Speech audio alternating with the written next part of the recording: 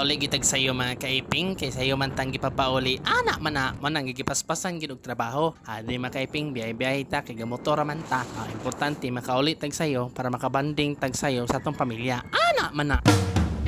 Tig sana all, tig sana all, tig sana all.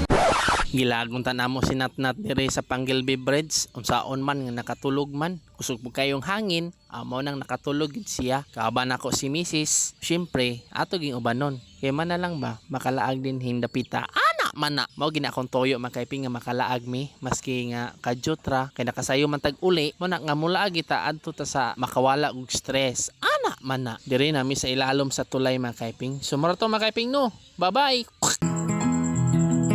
Ug kung labayan ka halasagang sige lang padayon.